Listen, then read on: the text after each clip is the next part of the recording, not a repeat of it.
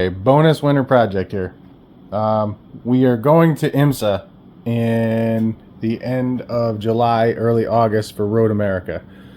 My dad decided he wants to take the Corvette, his Corvette. So now we're doing a multi-port fuel injection system on here. It's a 1972 LT1 car. Had the 4-speed rock crusher in it. Last summer we put the 5-speed in it because wasn't great on gas on the expressway, if you will, because it was spinning, like 70 miles an hour. It was spinning something like 3,400 or something like that, so it's too much. So we put the 5-speed in it. That made it better, but it's always been really fat in the fuel mixture on the carburetor, and that's just the way the whole system wants to be set up, apparently, when you do it, old school carburation setup. So we weren't going to do fuel injection for it originally because it needed to get rid of the mechanical tach and make an electric tach. Well, we have found a kit to make it an electric tach, so now it is. Okay, so this is the kit. Well, it's part of the kit anyways, to make this electric tach. Okay. So we got it from Zip Corvette, and I'm going to wire that in. I've already checked to make sure it works with the 6AL we have on here. If you can see that. Yeah, there we go. So this car has always had a 6AL. It's had a 6AL to make it work. And anyways, we have the electric tach now. The signal, or the where the tach drive used to be, I don't know if you can see it right here. This is the output, and there was a cable, a spinning cable that went through here, went into the firewall right here, and went into the back of the tach. So you had a direct drive tach, but we need it to be electric so that we can actually do the fuel injection system. This wildcard kit is very nice because it has two wideband. It has a left bank and a right bank, or a bank 1, bank 2, so that it always makes sure that you have appropriate balance on one bank and the other. So I'm excited about take the GTO and the Corvette into Road America and do parade laps, because I guess they also offer the parade laps because we paid for that. So he's going to do the Corvette parade lap. I'm going to do the mixed sports car parade lap, and my uncle and my brother are both coming with their Corvettes, which is a C5 Z06 and a C6 Z06. So this is going to be fun, going to it for the whole 3-day event, camp out there and all this stuff. It's going to be a blast. So I'm excited to get this done.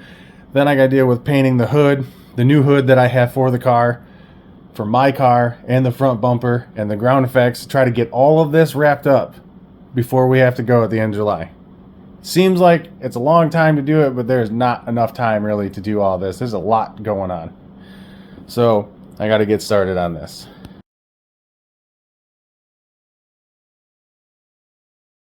Okay, so after we've gone over this a few times, we've kind of tried to figure out where we're going to put stuff. I think we found a good spot for the ECU. This ECU right here, this is the MSD mounting box for the 6AL that we had. And we're going to put it right here, right on the inner fender where the 6AL was. So this box, I don't know how or why, but this is pretty cool. The 6AL box mount, at least I believe that's what it came with, is almost perfect for the size of this ECU. So I'm going to drill a hole here and here to mount this, and then we're going to try something even crazier. This coil, which is enormous, we're going to try and take this and mount it right next to it. Now I called them to check to make sure if that's alright, because we was worried about obviously RFI interference with it, but they said it should be fine, so I guess we're going to find out. So the coil will be mounted right here with the box, and this is the coil wire, And then this is the ECU plug, so we're going to try and mount it right there, and then just kind of try to hide the ignition coil wire all the way over to the distributor. And then all of the main harness stuff is going to be over there for the fuel pump, and the main relay will all be over there right next to the junction block, or connected to the junction block, but basically in the same vicinity. So we're getting power directly from the alternator straight to that, so it's going to have the strongest source of power at all times once the car is started, so it all should be fine.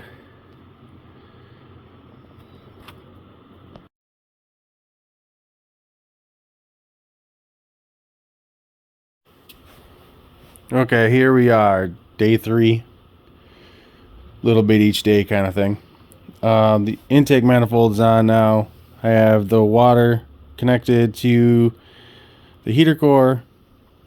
The throttle body's on. We actually had to trim the hell out of this little bracket here.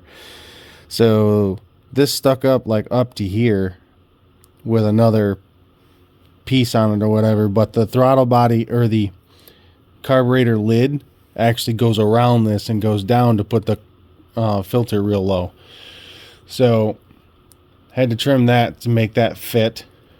I have the injectors switched around backwards kind of to try to hide the multi-port system, at least as much as you can, to try to make it look, you know, relatively nice. I have to wire up the main relay, the fuel pump relay, the ignition relay, or the ignition pickup. But the coolant temp sensor's in. We still have to change the brass gear onto the distributor before the distributor goes in. And I've ran the CAN bus wire into the car for the handheld. I believe my dad painted the bracket that the ignition coil and the computer is going to go on. And hopefully here soon we'll get the headers back from being ceramic coated.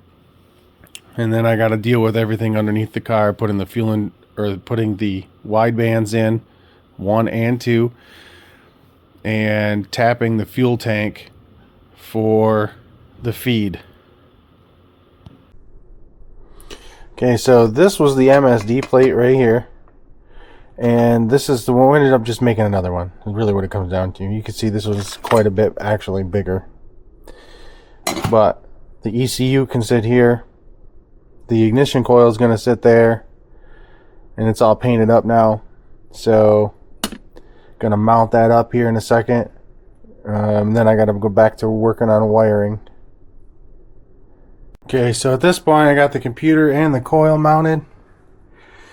Looks pretty nice over in here. So hopefully the coil wire will just run up here, run around, and over to here. Over there I've got the relay ready, or the relays ready. Got to mount them to the firewall. My dad put the throttle, or the water thermostat cover on. The distributor, I just brought that out, so I got to change that gear to the brass gear. Then that's got to drop in and to 12 degrees advanced position, which the engine's already in 12 degrees. So this should be relatively straightforward as far as that goes. So that's the latest so far. Oh, by the way, those headers are now done, and those look really good. So I know my dad's excited to put these back on, but we're not there yet. So